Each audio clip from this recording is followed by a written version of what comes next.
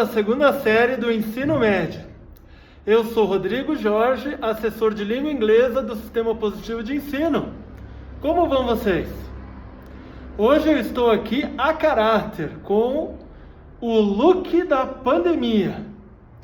Afinal, nós devemos ficar em casa, mas quando sairmos por algum motivo realmente necessário, temos que usar a máscara lá fora. O meu motivo de hoje é muito nobre.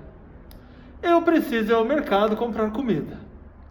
E comida é o tema da nossa videoaula de hoje e também do nosso capítulo, World Cuisines. Qual será o cardápio do almoço de hoje? Será que teremos World Cuisines ou algo bem brasileiro? Eu vou decidir no caminho e vocês já ficam comigo para a nossa videoaula. Vou começar então a videoaula de língua inglesa para a segunda série do ensino médio. Nós estamos no volume 6, nesta semana 12, que vai de 8 a 12 de junho. Eu sou Rodrigo Jorge e nós estamos no conteúdo do SPE com você. A nossa distribuição de conteúdos segue firme no planejado para a videoaula de hoje. Nós trabalharemos as páginas 20 a 22 do nosso livro didático. Na página 20, podem abrir os seus livros na seção Focus on Reading e já podem se deparar com a foto desta sobremesa deliciosa e muito tradicional lá da Oceania. Ela se chama pavlova e nós já vimos ela na nossa videoaula da semana passada. Vamos ler ali o enunciado do exercício 1. As you have learned previously, pavlova is a traditional dessert in New Zealand and Australia. The name pavlova refers to Então, a famous ballerina, a fruit, its shape, a famous chef, a rare type of sugar. Quem já pesquisou sobre a pavlova depois da aula passada, já sabe. Porém, este nome escrito com letra maiúscula nos indica que é uma pessoa, não um ingrediente como alguma das alternativas sugere. E uma pessoa russa pelo nome Pavlova e provavelmente uma mulher, já que no idioma russo os nomes que terminam com ova referem-se a mulheres. A resposta aqui é a famous ballerina. Pavlova realmente existiu e foi uma bailarina russa do início do século XX. Por que ela deu origem a esta sobremesa é o que nós vamos ler no exercício 2. Porém, vamos falar um pouco sobre estes dois países antes de lermos o texto do exercício 2. Eu fiz aqui um pequeno mapa da Oceania e ali vocês podem ver em destaque o mapa da Austrália em verde e o mapa da Nova Zelândia em amarelo. Dá para ver que a Austrália é muito maior em questão de território do que a Nova Zelândia. Mas os dois países, por estarem muito próximos, em uma região muito isolada do mundo, e ambos tendo a mesma origem, são colonizados pela Grã-Bretanha, existe aí uma rivalidade muito forte entre os dois países. Uma rivalidade que não é uma rivalidade ruim ou que pode causar algum tipo de conflito sério. É uma rivalidade tranquila, que está muito mais assim no âmbito social do que em qualquer outro. Veja, por exemplo, esta é a bandeira da Grã-Bretanha. Então temos ali Great Britain. E olha a bandeira da Austrália. Olha agora a bandeira da Nova Zelândia. Gente, É igual? Não, não é igual, mas é muito parecida. Parece que a origem dos dois países é a mesma e os dois quiseram ali retratar a mesma ideia de que eram países independentes, mas ainda ligados a Great Britain. Claro que existem e existiam povos que moravam lá antes da chegada dos ingleses. Existem até bandeiras, flags, que simbolizam esses povos. Os aborígenes da Austrália e a tribo Maori da Nova Zelândia. Os habitantes deste país têm um apelido muito curioso. Os australianos são chamados de Aussies. E o animal símbolo da Austrália é, claro, o canguru. Os neozelandeses são chamados de Kiwis. E não é por causa da fruta, é por causa do pássaro. Este pássaro que você vê aí na placa é o Kiwi Bird, que é um animal típico e símbolo da Nova Zelândia. Hoje em dia, essa rivalidade, que nós chamamos de rivalry, é ilustrada em seu melhor aspecto nos esportes. Então nós temos nos esportes que são febre nesses dois países, momentos onde a gente consegue perceber essa rivalidade presente. No rugby, é um dos momentos onde os dois países são mais assim conflituosos. E também no cricket, que são os dois esportes mais populares e onde tem mais rivalidade entre esses dois países. E o que a pavlova tem a ver com isso? Vamos ler aí um artigo de uma pessoa falando sobre a pavlova e a rivalidade entre New Zealand e Australia. Olha lá no primeiro parágrafo.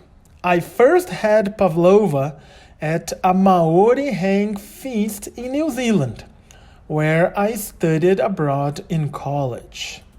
Studied abroad in college significa que a pessoa não é da Nova Zelândia, mas foi para lá para estudar no exterior.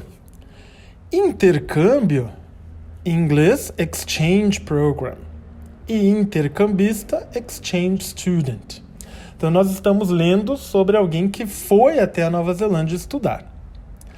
I was instantly drawn to the dessert because it was light, fluffy, sweet, and the perfect base for fruit and freshly wiped cream. My witness. Olha aí o que ele está falando. Que a sobremesa tinha um dos seus ingredientes, whipped cream, que era a sua fraqueza. Então o nosso autor aí é apaixonado por whipped cream. It's basically a giant meringue with lots of toppings.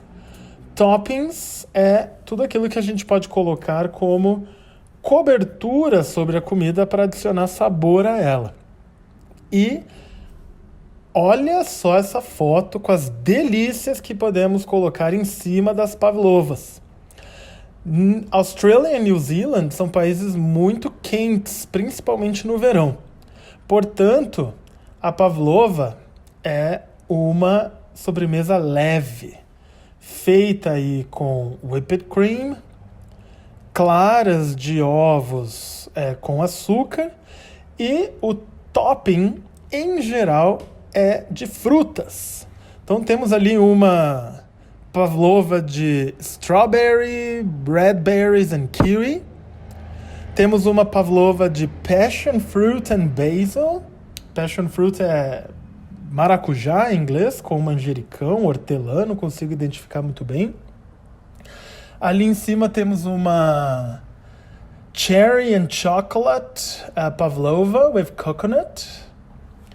E aquela lá em cima, se eu não me engano, devem ser o pistachio e o que mais? Parece ser um queijo, não? Enfim, as possibilidades de toppings são infinitas. Vamos continuar então a ler o texto. The funny thing about pavlova is that no one knows who first created it, which has caused yet another source of useless contention between the Aussies and Kiwis, who still have a good-natured rivalry about the subject. Então, no nosso glossário, contention between Aussies and Kiwis. Contention, disagreement. Então, disagreement é um desacordo. Não há um consenso between Aussies and Kiwis. Aussies é o termo informal para os australianos. Kiwis é o termo informal para os neozelandeses. Mas olha o que está escrito ali. A rivalry, ou seja, a rivalidade é good-natured. Então ela é saudável, digamos assim, não é uma rivalidade perigosa. What we do know is that Pavlova first hit the scene after Anna Pavlova, a prima ballerina from Russia, visited New Zealand in 1926 and Australia in 1929. Então, ela realmente esteve nos dois países lá na década de 20. Há fotos dela visitando os dois países. Isso é algo que é fato. Vamos continuar lendo. The contention Kiwis argue that the dish was created by the chef of the hotel where Anna Pavlova stayed in Wellington and was inspired by the shape and airiness of her tutu. O shape é o formato e airiness é o aspecto aéreo, né? O aspecto de leveza, como o ar do seu tutu, que é esta saia de bailarinas. Esta é a versão Kiwi. Vamos ver a versão Aussie. On the other hand, the Aussies argue that Chef Herbert Sache of the Hotel Esplanade in Perth, where Anna Pavlova stayed in 1929, created the dish for the hotel's afternoon tea and is reported to have named it Pavlova after saying it is as light as Pavlova. Então, da mesma maneira como a bailarina é leve, a sobremesa também é leve, né? Essa é a versão australiana para a criação da pavlova. Se você acredita em uma ou na outra, esta é uma decisão pessoal. Porém, recomendo buscar esta receita no Google e fazê-la em casa. Ela não é uma receita complicada e ela não é uma receita que exige muitos ingredientes. E é uma delícia. Vamos ver aí o exercício 3. Nele, você terá que ler os statements below and classify them into true or false. 3 serão verdadeiros e 3 serão falsos. E o enunciado continua. Correct the wrong statements. Então, aqueles que são falsos, você deve escrever embaixo, na linha correspondente, qual é a afirmação verdadeira relacionada a esta informação. Pause o vídeo nesse momento, resolva o exercício e retorne para a correção. Let's go! Letra A. The author is from New Zealand. False. Como nós falamos, ele é um exchange student. The author mentions studying abroad in New Zealand. B. Pavlova takes whipped cream and different toppings. True. Nós falamos que whipped cream é o chantilly, né, como é dito aqui no Brasil, e vimos ali uma foto com vários toppings diferentes. C. The author likes whipped cream. True. Como ele disse isso? Chamando de minha fraqueza, my weakness. D. Aussies and Kiwis agree on the origin of the dessert. False. They still have a good-natured rivalry about the subject. E a palavra contention apareceu é para representar este desacordo. E the dessert was created after a Russian ballerina visited New Zealand and Australia. True. F. Pavlova was created in Australia. False. No one knows for sure. Australians say Pavlova was created in Australia. New Zealanders say Pavlova was created in New Zealand. Há uma pequena biografia sobre a bailarina Anna Pavlova, dizendo um pouco da sua carreira, aonde ela nasceu e os últimos anos da sua vida. Fica aqui a título de curiosidade, leiam e saibam mais sobre esta bailarina Anna Pavlova. O exercício 4 e 5 é um exercício de vocabulário. 4. The phrase drawn to could best be replaced by. E número 5, the word fluffy could best be replaced by. Então temos duas expressões, duas palavras, que são encontradas lá no primeiro parágrafo do nosso texto de hoje. Mais especificamente na segunda linha. I was instantly drawn to the dessert because it was light, fluffy, sweet and the perfect base for fruit. E assim continua o texto. Quando ele diz que foi drawn to the dessert, o que será que ele está querendo dizer?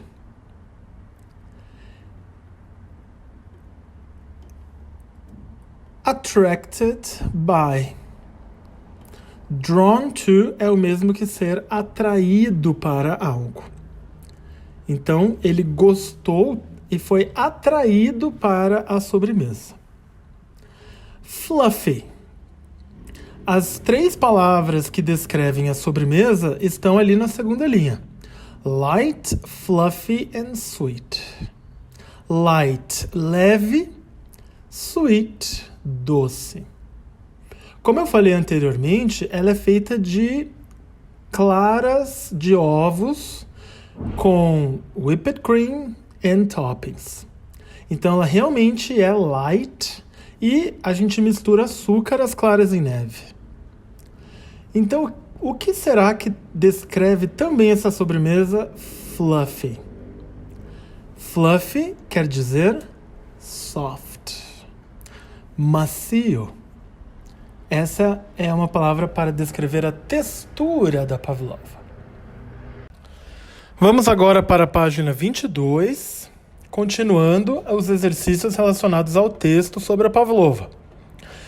6. The word tutu refers to... Até mostrei uma foto para vocês. Pavlova's ballet skirt. O número 7... fala sobre a rivalidade que nós discutimos entre Australians and New Zealanders. According to the author of the text about Pavlova, Australians and New Zealanders have a good-natured rivalry about who created the dessert. Do you know of any other countries that have a rivalry of some sort? What is their rivalry about? Nós poderíamos pensar aí em várias rivalidades ao redor do mundo, principalmente rivalidades entre países vizinhos, Japão e China. Podemos pensar em Espanha e Portugal, França e Inglaterra,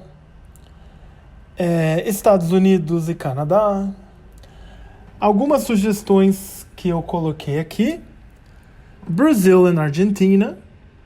E ela se expressa principalmente over soccer. England and Scotland. A Inglaterra tem uma rivalidade com os seus países vizinhos, também over soccer. E me lembrei aqui de Chile and Peru. Houve um conflito armado histórico entre os dois países e hoje em dia há uma certa rivalidade entre eles, no que diz respeito a soccer e também a quem inventou a bebida pisco. Aí, uma rivalidade sul-americana. E number 8. The funny thing about pavlova is that no one knows who created it. Veja como essa frase está construída. Ela começa com the funny thing about pavlova. Então, ela começa com a expressão o que é engraçado sobre a pavlova é. Há uma certa inversão e colocamos uma expressão no começo que não é comum. Vamos continuar lendo ali depois das aspas. Is used to emphasize that the fact that no one knows who first created pavlova is funny. The order of the sentence is changed for emphasis. That is known as a cleft sentence in English. Find another example of a cleft sentence in the article excerpt. Então, que outra expressão do artigo que lemos também apresenta uma expressão no começo da frase para adicionar ênfase ao que está sendo dito? É a frase que está lá no terceiro parágrafo. A primeira frase do terceiro parágrafo. What we do know is that Pavlova first hit the scene after Anna Pavlova, a prima ballerina from Russia, visited New Zealand in 1926 and Australia in 1929. Então a expressão what we do know is that é usada para enfatizar aquilo que sabemos. E normalmente ela não apareceria no começo da frase, e sim no final. Alright? Como sugestão, veja só esse research project. Choose a dish from a different country and research its recipe. There may be different recipes for the same dish in history. Gather as much information as you can and present it to your classmates. Seria muito legal se você fizesse esta proposta de projeto de pesquisa, tanto na sua parte teórica, quanto na sua parte prática. Para a nossa revisão desta semana, vamos sugerir no livro de atividades os exercises 1 and 2, que estão nas páginas 7 e 8 do seu livro de atividades. Não deixe de fazê-los. So, how was it? I decided to bring you to my kitchen now, so we just don't talk about food, but we actually see it, and most importantly, eat it. I will show you my lunch, and even though we've been talking about food from all over the world, there is nothing better than some rice and beans, potatoes, and my favorite, farofa. I hope to see you at the review class. Have a great week and have a good lunch. Bon appetit. See ya.